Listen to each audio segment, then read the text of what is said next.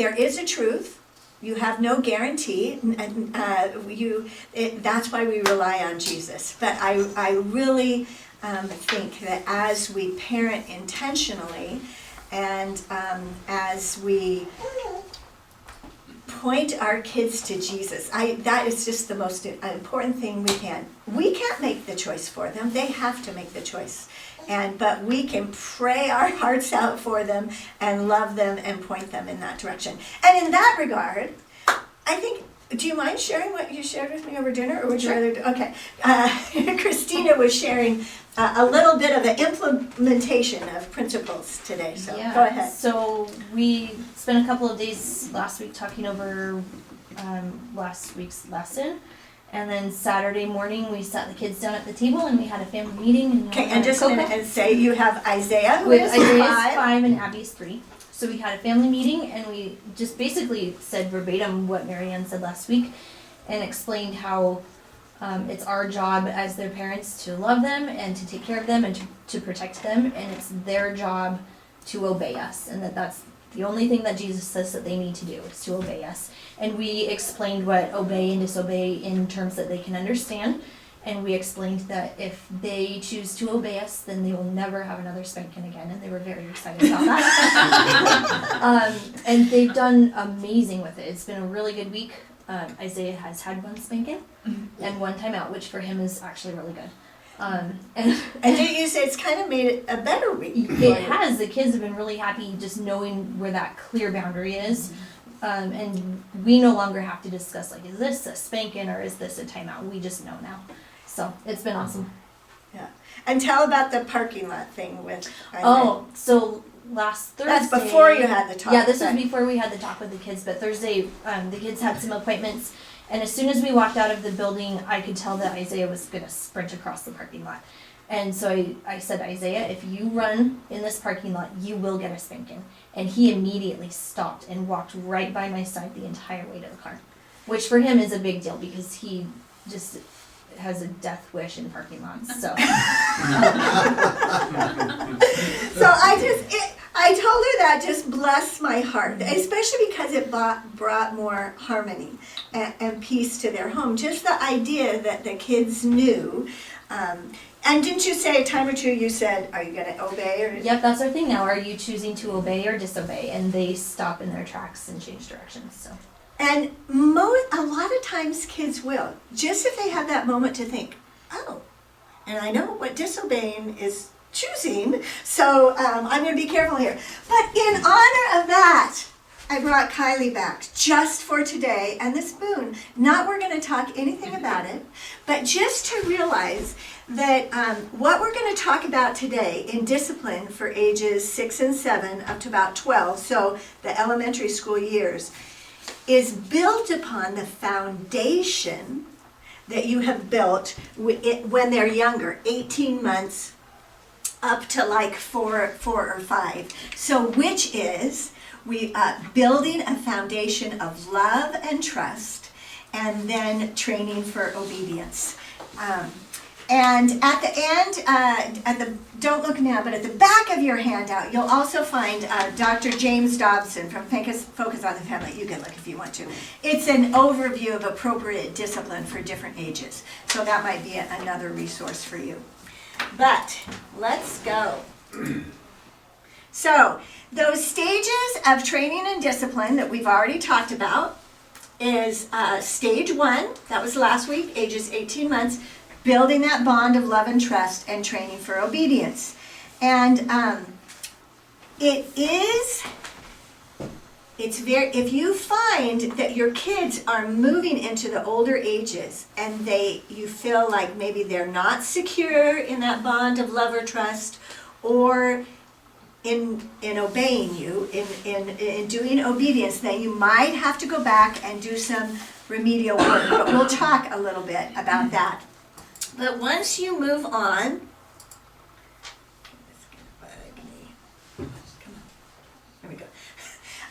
to the school age, your primary focus for training and discipline shifts from training to obedience to training for responsibility, self-control, and character. Character traits such as honesty, kindness, generosity, and concern for others. And of course, throughout all of this, having loving, trustworthy relationships is in the family, and healthy communication as we communicate to our kids through eye contact and touch and words, that will help them. Now this, I think it's going to work. I wasn't sure whether my internet would work up here, but we're going to give it a shot. This is a 3-minute video to help us explore healthy communication in building a foundation for love and trust, even if that hasn't happened by the time they're 5 or 6. TBRI, Trust-Based Relational Intervention, has at its core building a trusting relationship. It has 3 sets of principles, and they look at the child as a whole. When you think about development, the baby cries and I say, yes, I will comfort you. And so this child learns that they have a voice. So they learn trust, which is the lesson of the first year of life. I can trust. There are so many children from hard places. And for those children, their capacity to trust has been fiercely damaged. The brain chemistry of a child who cries and no one comes is dramatically altered. The child with a history of trauma or loss or abuse has no hope of healing without a nurturing relationship. In every way that I make time and space, that I give touch, eye contact, and good words, I'm going to empower this child to go back to the beginning of what he or she should have experienced in the arms of his parent that said, when you cry, I will come. The phenomenal thing about a trust-based intervention is, as we connect to this child, as we build safety, we actually change the brain chemistry. We change the wiring of the brain. This is really the heart and soul of all that we are and all that we do. Do I look into the child's eyes? Do I touch their arm when I talk to them? When they talk to me, do I stop what I'm doing and talk to them? This is the essence of mindfulness. The excitatory chemicals about I'm afraid, I'm hungry, I'm cold, but those are balanced when the caregiver comes and gives warmth. All regulation occurs first with an external regulator. So in the beginning, I regulate all. They're cold, I bring warmth. They're crying, I bring myself. And out of my regulation, their brain develops capacity for self-regulation. If this child didn't have this experience, that child doesn't feel safe.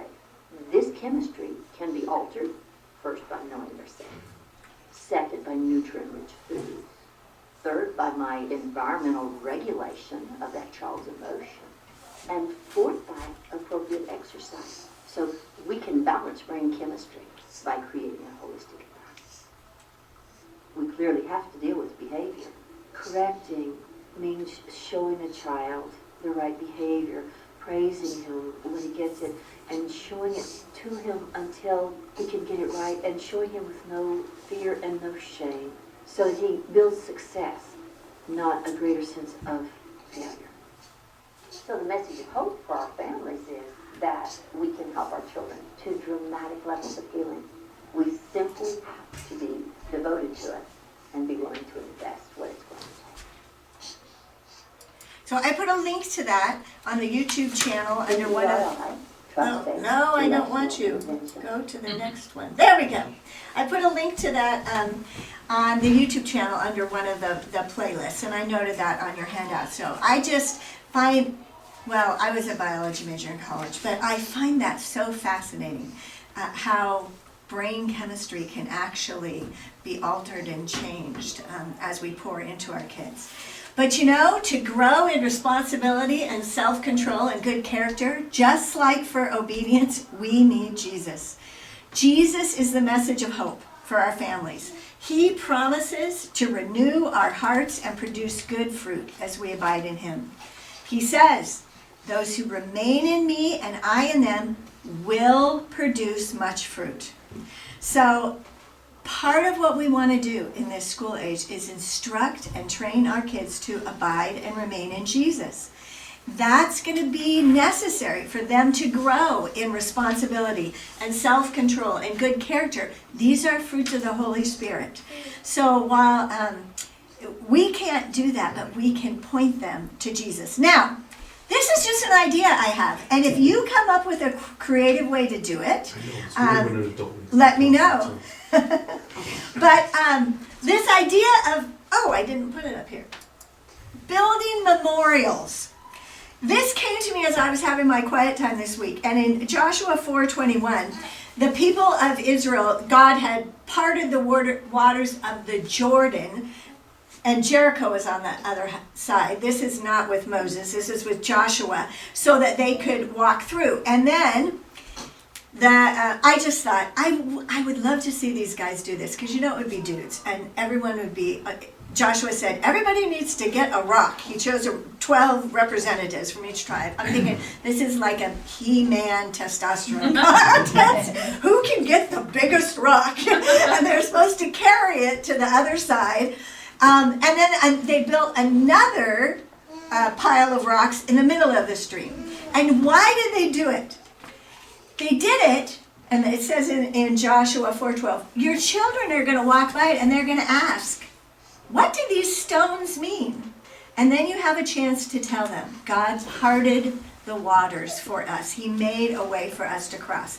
So if you think of some fun way in your family to make a memorial pile, to show, I thought some of it might just be telling stories about ways we have different stories we've shared with our kids. God's intervening in our life. But I don't know, maybe I was thinking decorated, how you decorate those plates like for special days or something. And I don't know if there was an event when there was a time, and then you would bring that out and the kids would remember that the ways God has been faithful in your family. But another way to teach them as school-age children to abide in Jesus is to read really good books. Either read alouds or to have readers that they would like. So did I put sunlight.com on your handout? This was the homeschool curriculum that I used. And the only reason I tell you is it's a great resource for age appropriate, both readers, books that the kids could read. Now at the little preschool and first grade, it's kind of a mixed bag, but once you get up a little, they have all these Caldecott and Newberry. The kids loved the books. And I have to say, whether it's moms or dads, in our family, bless my husband. By the time I was done with a day of the kids, I was like, I'm done. I know. And so he would read aloud to the kids at night. And I actually had this slide last year, or when I taught it before, in the teen years. But you know what? When you get to the teen years, they're going to be less inclined to sit around and listen to you read. Or they're busy, they have sports, they have activities. And so if you can utilize, wasn't one of your favorites reading the Chronicles of Narnia? Oh, that was great.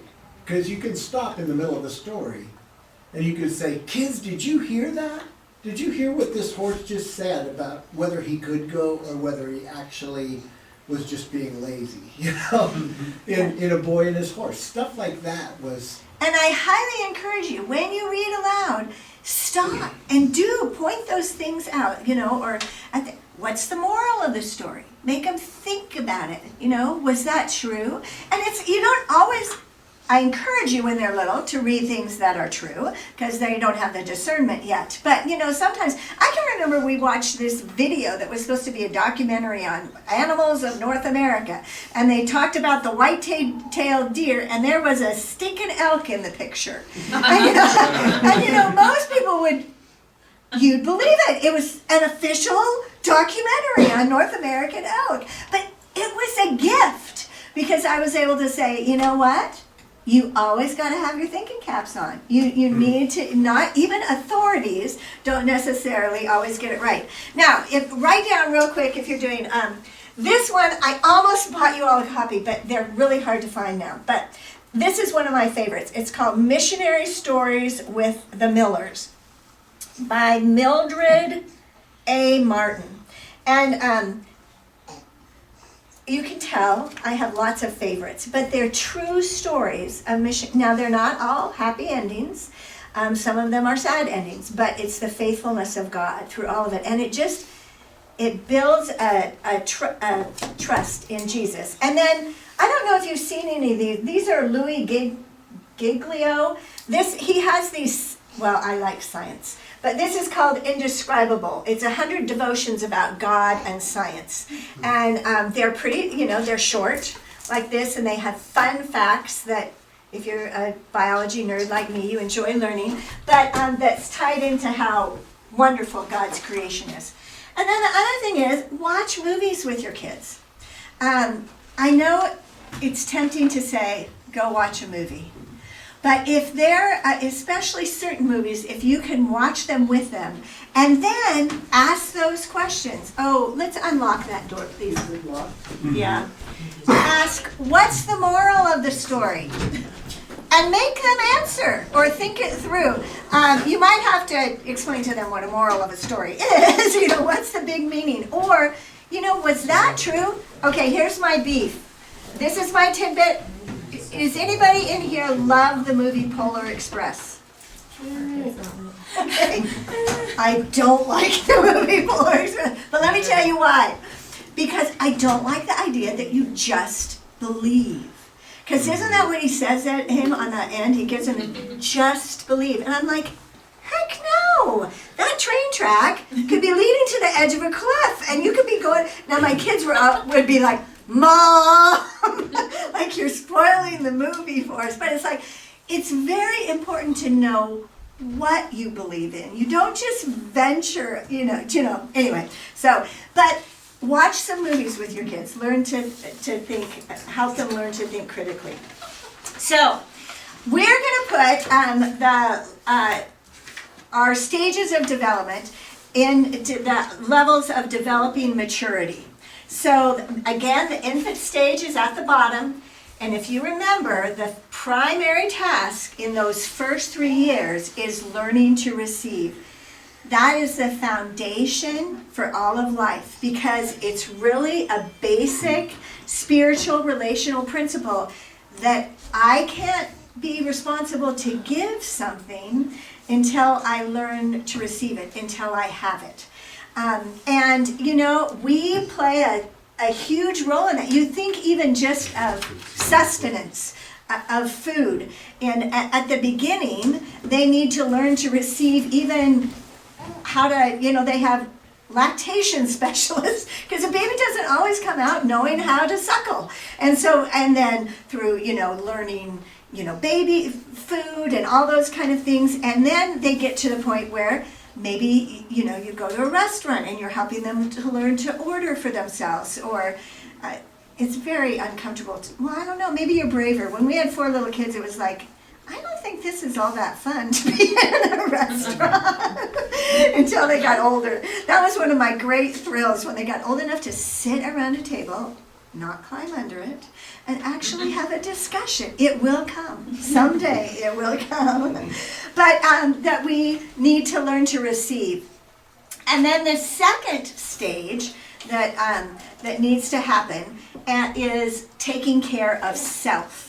And we know that some of those things have to happen even before they go to school, or they won't survive when they get into school. Like they need to be potty trained, and they need to, know how to feed themselves, and they need how to brush their teeth, maybe those simple kind of things. But we need to be, in those ages, learning to take care of self. So, since the foundation established in stage 1 is so critical to stage 2, let's quickly review last week. When training young children for obedience, spanking and timeouts or exercises are 2 of the most effective methods of correction. And again, I cannot overemphasize how important it is to distinguish between willful defiance and childish immaturity and irresponsibility. And after instruction and training, responding with the appropriate form of correction. So, and at those young ages, spanking done in a loving, firm way is an excellent correction for defiance. when they're just looking at you and saying, nope, I choose to disobey. They need you to firmly let them know that it's a painful choice, because if they continue it on into later in life, it's going to get more and more painful for them in ways that you don't want for them. So what if your child is 6 or older and has not been successfully trained in obedience? Well, that is a long-term problem. You don't have to rush home and do anything quickly right now. But let me, I wanted to give a couple ideas of how painful it can look for others if your child has not learned obedience. A mother and father stand outside of a restaurant in the rain asking their 3-year-old Chloe to get in the car so the family can go home. Chloe refuses. Her parents spend the next 15 minutes begging and pleading with her to do it on her own. At one point, the father gets down on his knees in the puddles trying to reason her into the car. She finally complies, but only after her parents agree to buy her a soda on the way home. If they have to use a soda to buy her off at 3, what will they be facing when she reaches 16? Jim sits in the airport awaiting a flight, watching as a mother gives at least 80 different demands to her 3-year-old boy over the course of an hour without ever enforcing one of them. Come back here, Logan. Don't go over there, Logan. You better listen to me, Logan, or else. I mean it, Logan. Don't run, Logan. Come back here so you don't get hurt, Logan. Logan eventually finds his way to where Jim is seated. The toddler smiles at him while ignoring his mother. The mother yells, Logan, you get away from that man. You get over here this instant. Jim, who is the author of this book, smiles down at Logan and asks, Hey, Logan, what is your mom going to do if you don't get over there? Now this is a 3-year-old boy. Logan looks up and grins. She not gonna do nothing. And then his eyes twinkle and his grin becomes wider. I mean, it's hard not to laugh at that, but it's tragic. Because it's funny when he's 3, but it's, it turns out he is right. She finally comes apologizing. I'm sorry he's bothering you. But you know how 3-year-olds are. They just won't listen to one thing you tell them. So it's funny, but it breaks your heart. Because you think, poor Logan, he's in for a ride. So it's, go ahead. The better choice with the child trying to not get in the car. Yes. Let her sit down in the puddle. We did it. We did that. That's amazing. Well, she didn't want to go, and she kept saying, I want to sit in the puddle. I was like, fine, sit in the puddle. We'll see how well that works out for you, because it's not going to be fun when we drive home. And she sat in the puddle for about 5 minutes. Then she said, my butt is cold. Like, yeah, your butt's cold. Imagine that. And then we got in the car, and she sat in her seat. My butt's wet and cold, and my seat's wet. Yup, there you go. And that is a perfect example of what we're going to talk about with these elementary school, of natural and logical consequences, and of letting them learn from their mistakes. So bravo. But if you find your child is over 6. And she still remembers that. I bet she does. Praise her. You might want to have a time where you ask the Lord why it's so difficult for you to deal with disobedience, because there's something going on in your heart, and you might want to talk it over together as a couple if you can, and then come up with a strategy, a change, kind of like Bryce and Christina, not that you, but that yours are still at that young age, where you sit down with your kids, and not at this age, but if they're older and they haven't learned to obey, you may even need to repent and say, I am really sorry. I didn't understand what God was asking of me, that I am to love you and provide and protect you and to teach you to obey. And that he gives you one job, and that's to obey me, and I didn't help you learn how to do that. And this is how we're going to do it in the future. And it is amazing how much communication, even kids at little, they can intuit and understand a lot more than we give them credit for sometimes. Maybe not Elias, we just want to love him. But when they get a little older, and you know, another thing, not too much older, above 6, but is like puppet play. Okay, if mommy did this, what would obedience look like? And have them respond in, have their puppet. Oh, what would it look if it was disobedience? To help them learn the difference between obedience and disobedience. But for today, the big idea is children ages 6 to 7 to 12 need opportunities to try things on their own and to learn from their mistakes in order to grow in responsibility, self-control, and good character. Now, there are many ways that this can happen naturally in the course of life. But I do want you to remember, do we remember what ITCC stands for? When we are providing discipline to our kids, what is that? What are we supposed to do first? Instruct, and then train, and correction, and then closure. So that the instruction and training, all that talking is all the words you'll use, but it's a good investment. Words are a good investment. But today we're going to talk primarily about appropriate correction for these school-age children. And then next week we're going to go to teenagers. That'll be fun. But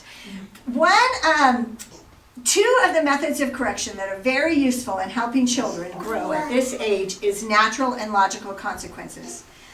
If children do not experience consequences when they're under the protection of parents and teenagers, they are in danger of suffering bigger and more dangerous consequences when they become young adults.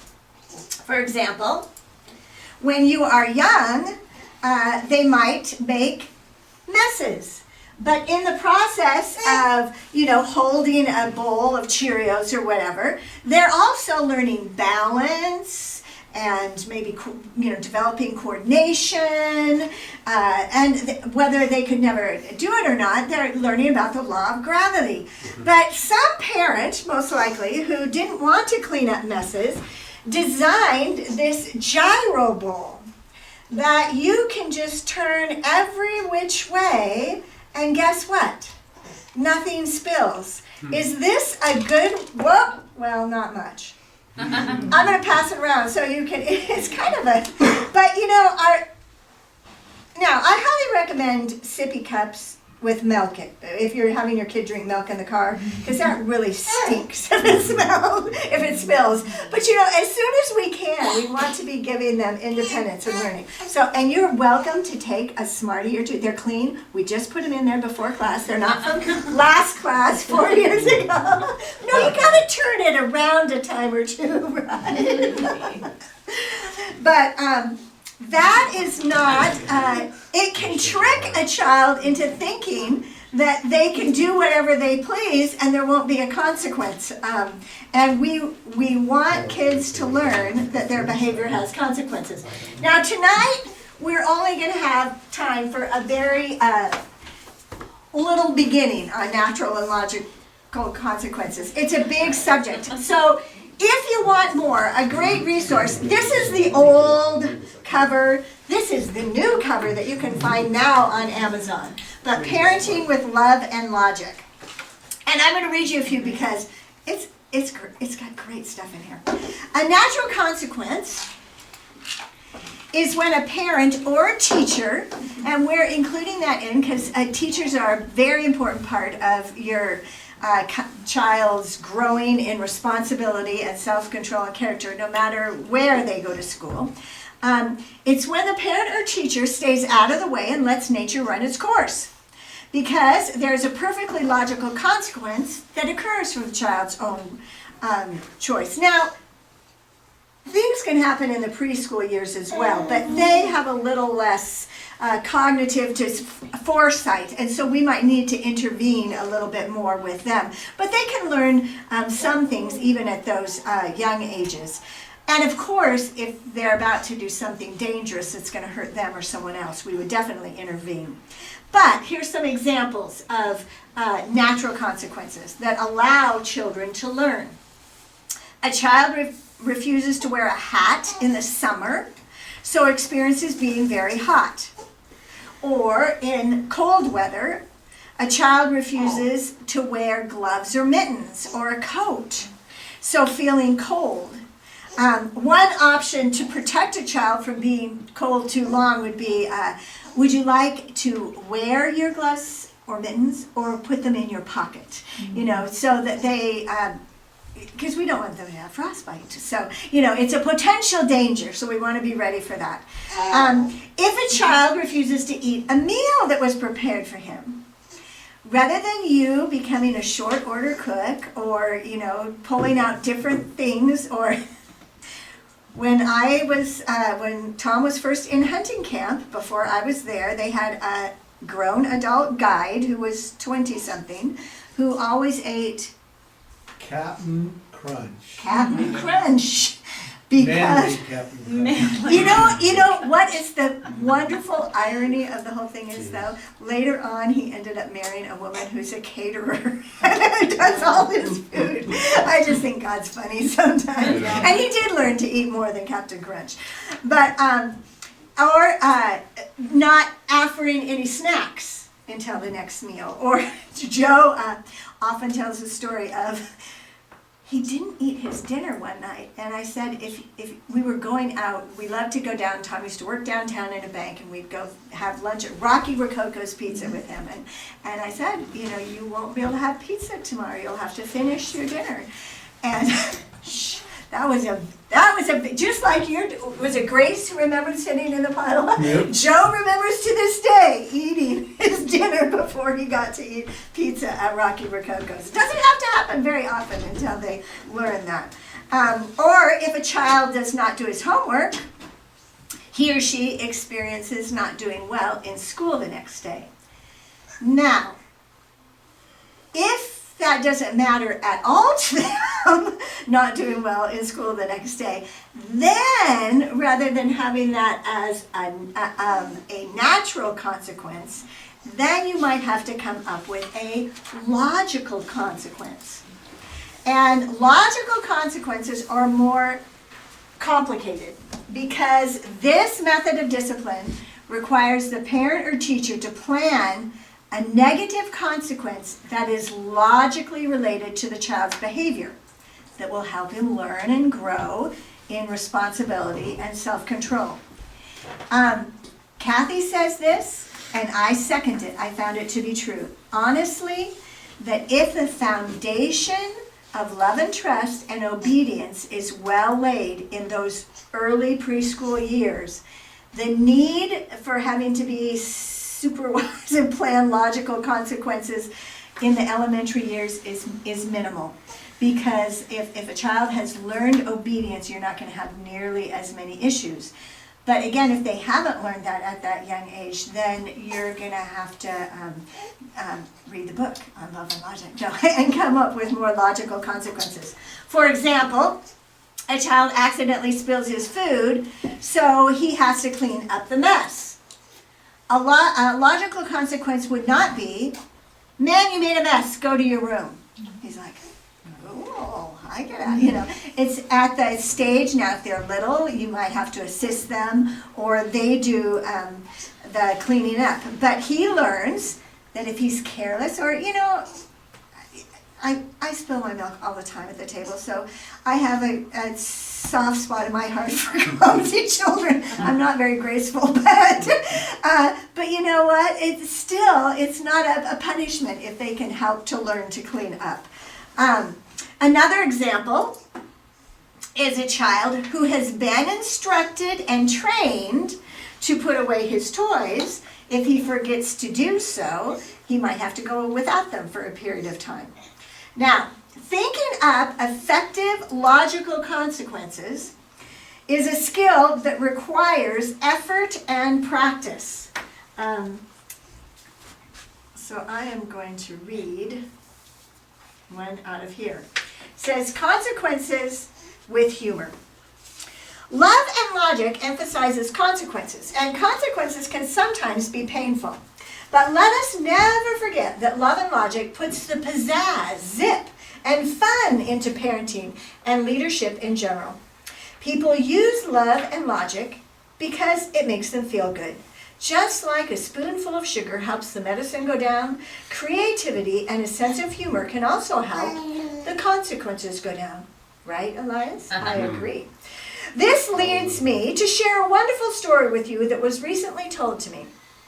I can take no credit for it, and if I could credit the wonderful mom who told it to me, of course I would. This is what she said. My husband was the quiet and sometimes drill sergeant type. And as we viewed your videotapes, he would sometimes laugh and comment. Yet, I never knew if the love and logic principles were sinking in with him until one day in the car when we were driving together and the kids were raising low-grade heck and high water in the back seat. He said, just as you have said on tape, guys, it's going to be a lot quieter in this car the last mile home because your mom and I will be the only ones in here. There was a moment of deafening silence, and then our 10-year-old son, in a slightly challenging and snarky voice, said, "You wouldn't do that." Quick as a wink, my hubby said, "That's what Tommy said." After a moment of silence, then one of the kids asked, "Who's Tommy?" My husband replied, "Your older brother." A mile from home, the kids got out and hiked home. And of course, we never had to use that method again. But the cute and wonderful thing is now that the kids are grown and travel with families on trips, they write us and sign it, "Poor lost Tommy." It's the family joke. Wandering Tom is still out there somewhere, wandering the highways and byways of the world after being kicked out of the car and becoming lost on the way home. I think the lessons in this woman's story are clear. When the going gets tough, the tough start laughing. Laughing, joking, and loving kids while imposing the consequences sets the model for their own development of great coping skills. Isn't that a great illustration? Now, and we're including teachers in this idea because if you are entrusting your kids to a teacher, you need to support that teacher. Now, occasionally, you may be very rarely assigned a teacher who really would not be Melissa, but who would be overbearing or really over the top. But most of the time, your kids need to know that the consequences that they choose at school, that you're going to back up the teacher on that because you want them to grow in self-control and responsibility. And I get one day a week, even when we homeschool, and partially for this because I wanted our kids to be under other authority figures. I would take them out to the homeschool co-op at Deer Park, Homelink, and I'd drop them off and I'd say, okay, your job today is to listen, obey, and have fun. So that I expected them to, when the teacher was talking, they were the ones that were to be listening. And they, if I trust that teacher enough to care for my kids, I should expect that they would obey whatever they say and to have fun. So it is a skill that requires effort and practice, but you'll get better at it as you get more chances to practice it. But when we get in the way of natural or logical consequences for our kids, we rob our kids of the chance to grow in responsibility and self-control and good character. We create a climate for rebellion, and we undermine the child's self-confidence. If the child knows the parent is taking responsibility for his problems, he doesn't need to. And Kathy tells a fun story about her college-age son, Jed, who had been away at college in Boston. He came home, he had a bank job for the summer, and what did she say? He's very proficient at sleeping or something like that. But she didn't want him to have a bad experience with his first job, so she was waking him up in the mornings. And he kept getting up later and later, and her anger, thinking he is not being responsible, kept growing and growing, and one day she knocked on the door and barged in and said, "I can't believe you're not getting up and being responsible and being on time for work." He said, "Oh, Mom, why should I? I know you're going to wake me up." And she said, "Got it." And from then on out, I will never do that again.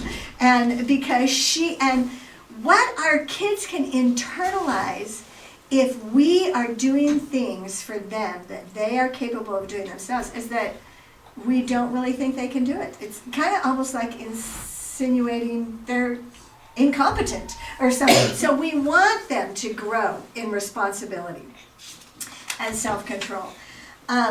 There are two main ways that adults keep kids from learning from their own mistake. And the first way is anger. When the parent or the teacher is angry about the consequences the child experiences, whether they're natural or logical. If you, had said when she was riding home with a wet, cold seat, "Well, you chose that," or whatever, or, then she's going to, rather than thinking about her wet, cold seat, she's going to be thinking, "Why is my dad such a mean grouch when I'm wet and cold?" Do you know what it causes the kids to take their focus off of what they have done, so they're not learning and growing, and they're focusing on the out of control, angry person. And the second way that adults keep kids from learning is through rescue missions. That's when the parent steps in to make sure the child doesn't experience the negative consequences of their own choices. And Kathy was saying she used both of those. She was both angry and she was keeping him from the natural consequence of not waking up on time. But we want to let our kids, they're gonna make mistakes, and we have to let them make some so that they will learn and grow. Now, the basis of figuring out how to give these logical or natural consequences is setting limits through thinking words. Rather than issuing commands that set up a battle and set your child up for defiance, learn to talk to your child by offering choices. Kathy shares the story one mom gave to her is that her little kids had all kinds of toys out, and it was time to go, and she was like, "Okay, time to pick up the toys," and "Oh, do we have to, Mom? Do we really have to?" And she took a minute, she said, "No, you don't. Oh, you only have to pick up the ones you don't want the dog to chew up." And then they're thinking, "Oh, do I want that toy chewed up by my dog or not?" And so they're doing it. She tells this story, Kathy, of her oldest. When he was about 3, he was supposed to be a shepherd in the Christmas play.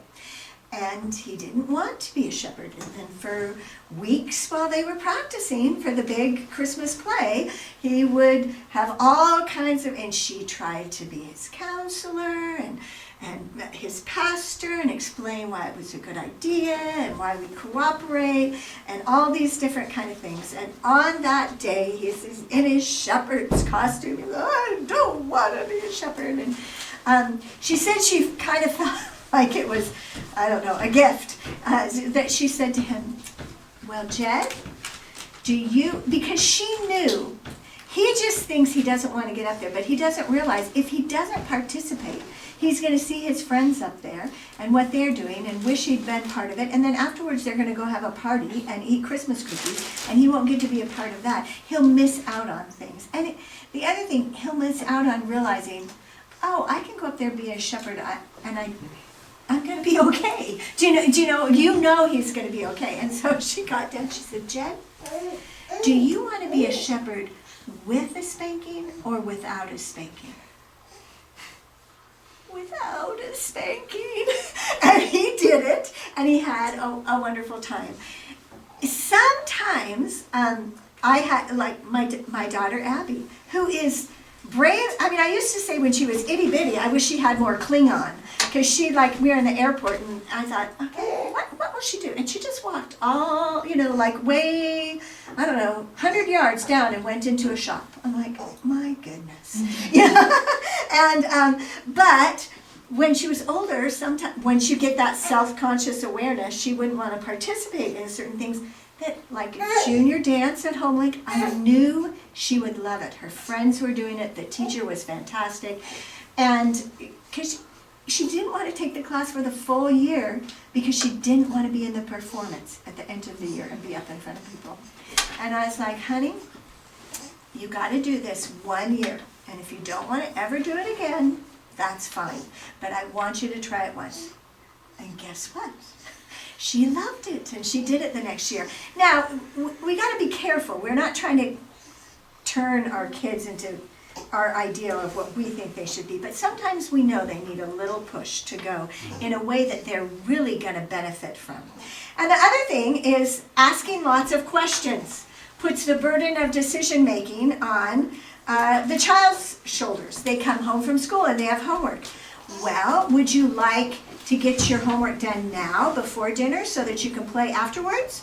Or would you like to go play now for an hour and then you can sit down and work on your homework later after dinner? So you're getting them to have some ideas. This is a fun one about how to handle boredom. And then I'll tell you how we handle boredom in our family. But this is a child. I'm bored. There's nothing going on around here. So now, are you really bored? That's too bad. What are your plans? Well, what can I do? Now again, rather than answering, you ask another question. Well, that's a really good question. What kinds of things are in your room? There's nothing in there that I like. I'm tired of it all. Parent. Well, are there things that you like elsewhere in the house? I don't think so. A lot of people get involved with things that they like so they won't be bored. You're saying that when you're bored, there's nothing you really like? Right.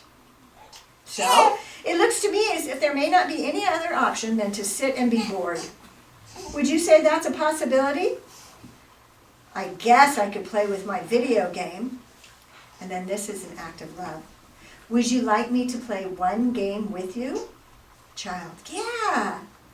Parent, I guess I could play one game. But if I do that, do you think you'll say, oh, thank you? Or will you whine and say, oh, please play one more? How will you handle it if I play only one game with you? I promise not to ask for another game. Now, this can be really hard, remember, because we get in the way with anger. And when your child says, and you're thinking about all the money you've spent on the toys in their room, there is nothing. It's so easy to let the anger rise up. But instead, if we can ask good questions.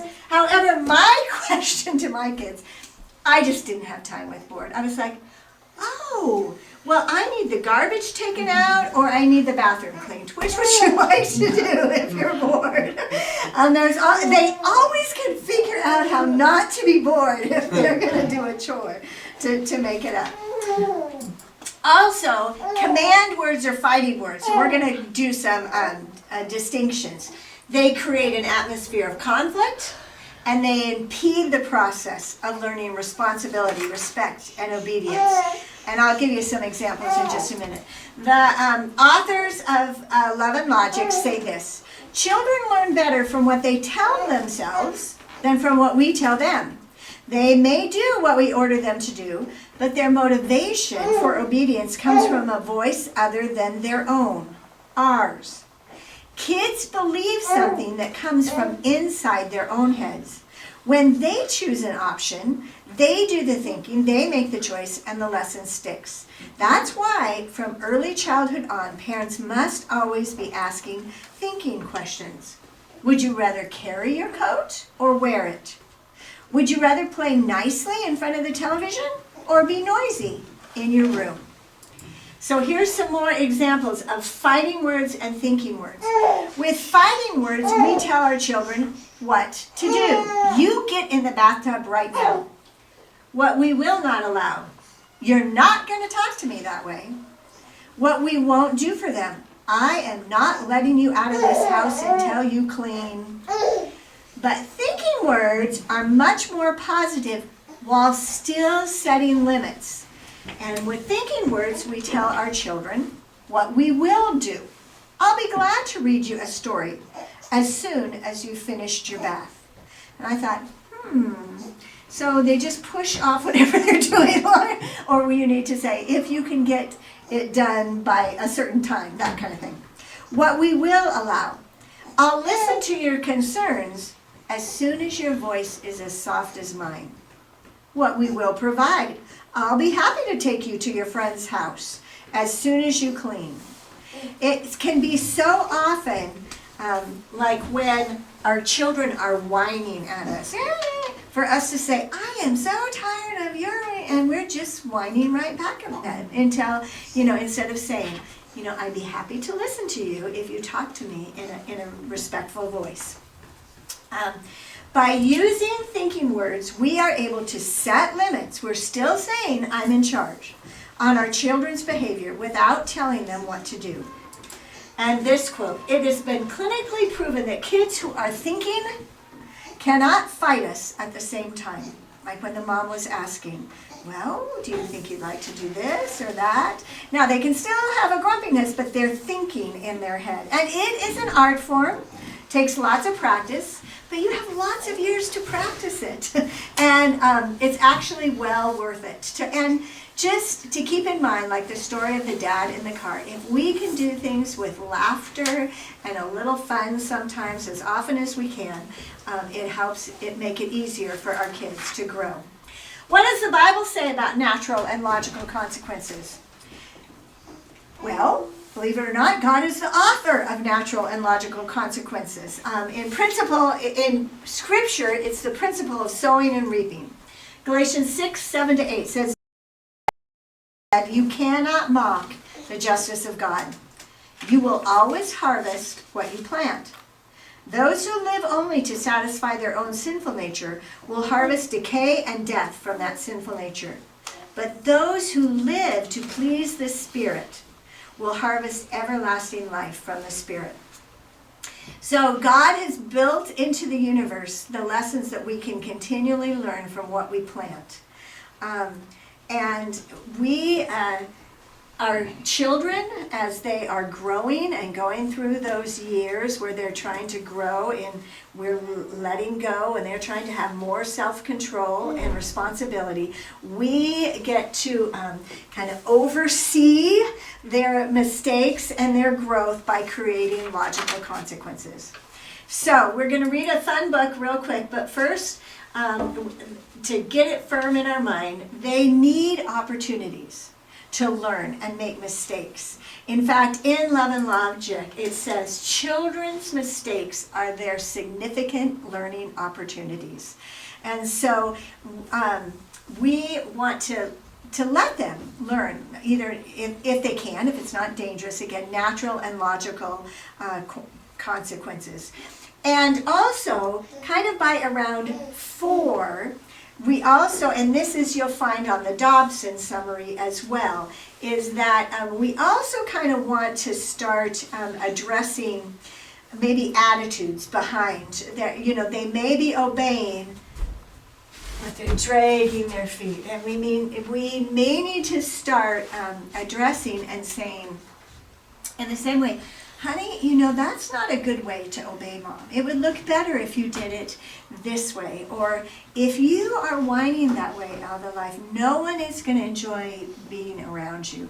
Mommy needs to help you learn that you need to speak in a pleasant voice, because I want you to enjoy friendships and enjoy your time at class. You need to start working with the attitudes too.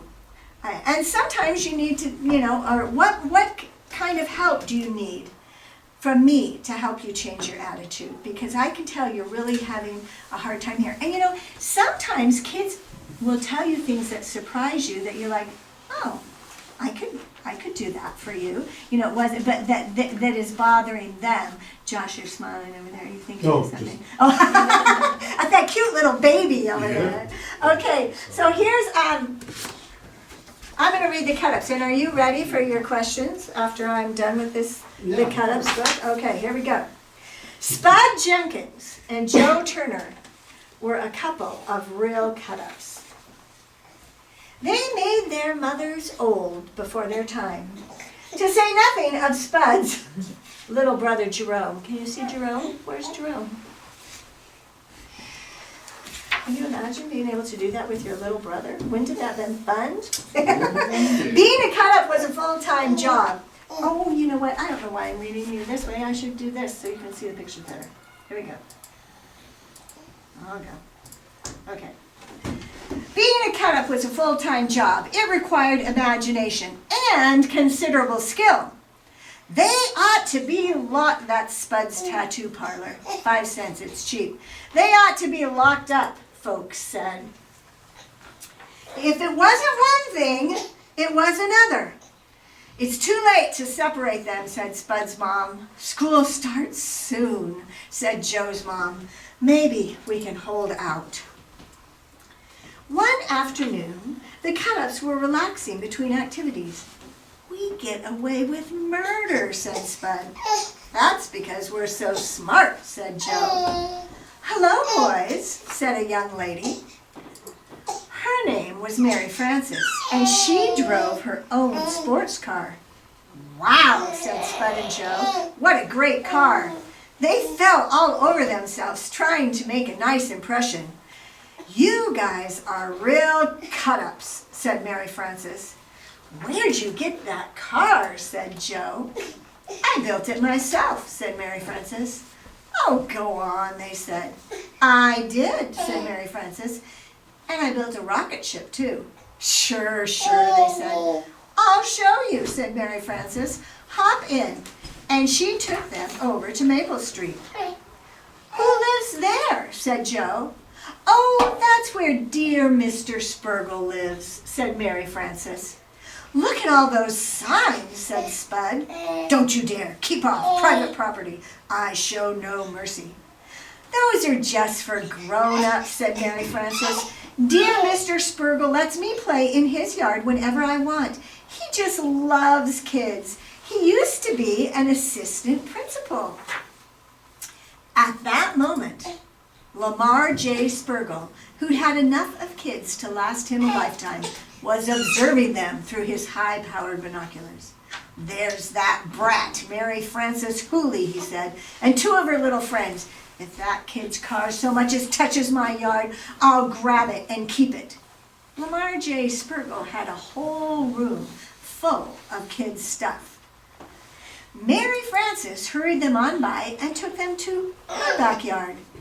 Wow, said Spud. You weren't kidding. Does it fly? Asked Joe.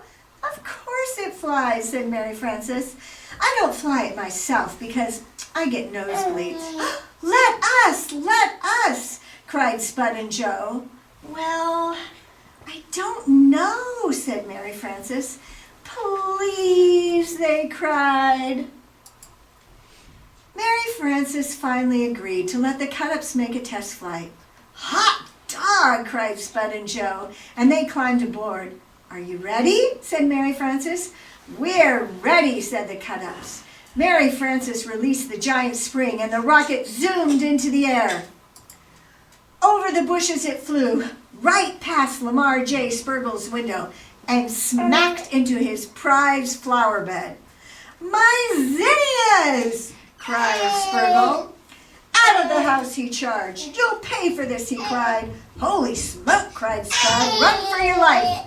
The cut-ups tore off down Maple Street, but Lamar J. Spurgle was gaining fast. We're done for, cried Spud. Gotcha now, cried Spurgle. Mary Frances rushed into Spurgle's house and gathered up as much stuff as she could carry. Thanks, boys, she said, and she laughed all the way home. Just as Spurgle was about to pounce, his battery went dead, and the cut-ups were able to make a safe getaway. I never forget a face, called out Spurgle. Gosh, said Joe, that was a close call. I guess Mary Frances was wrong about that guy. Let's forget the whole thing, said Spud. School starts soon, and we can really cut loose.